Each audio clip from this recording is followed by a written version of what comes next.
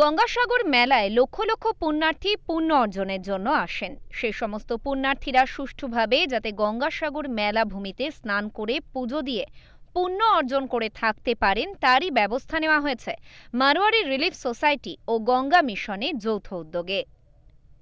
13 তারিখ 14 তারিখ 15 তারিখ চলছে। 10,000 মানুষ খিচুড়ি খাচ্ছে, খুবই আনন্দে থাকছে। 700-800 লোক আমাদের শিবিরে আমাদের থাকছে।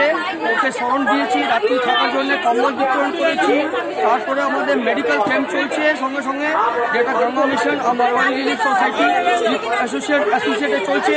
ওটার মধ্যে আমাদের হাজার হাজার লোককে ডেলি আমাদের মেডিকেল ফ্যাসিলিটি দিচ্ছি। মেডিকেল স্বাস্থ্য শিবিরে আমরা দাওয়াই ওকে প্রোভাইড করাচ্ছি, ওষুধ দিচ্ছি, ওদের ফার্স্ট ট্রিটমেন্ট করছি ওদের।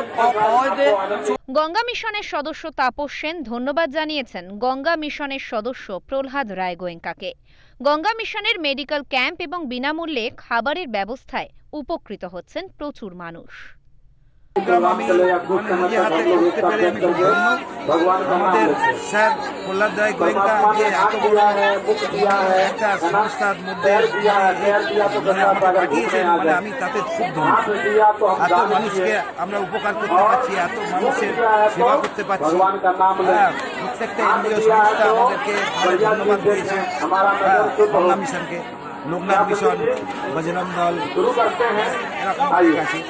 তো পুলিশ প্রশাসনও আমাদের খুব হেল্প করেছে। গঙ্গা মিশনের ক্যাম্পে থাকছে রোজ 3,000 তীর্থযাত্রীর দুবেলা খাবারের ব্যবস্থা।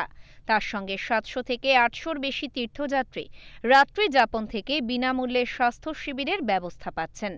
এই মেলায় 5 দিন গঙ্গা মিশন সমস্ত পুণ্যার্থীদের জন্য বিশেষ পরিষেবা দেবে। গঙ্গাসাগর থেকে বাবলু প্রামাণিকের রিপোর্ট, ওঙ্কার বাংলা।